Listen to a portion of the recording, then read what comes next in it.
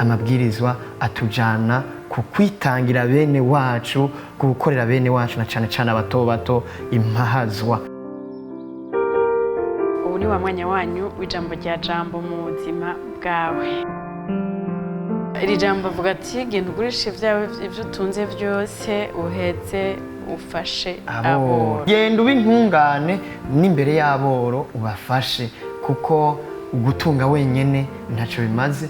Mu yandi majambo, mbere itunga rinini uzoyonka mu ijuru, nturaheza gutunga mu gihe utararonka ijuru. Mu yandi majambo, nta buzima budahera, nta tunga ryiza kandi ryeranda rikunda udakurikiye Yezu Kristo. Ni ukubera iki igihe cyose Yezu avuga ati nkurikira, anza kuvuga ati hebibi gurisha ubihaboro hanyuma nkurikire? Ituma Yezu avuga ivyo, arazi yuko amatungo ivyo dutunga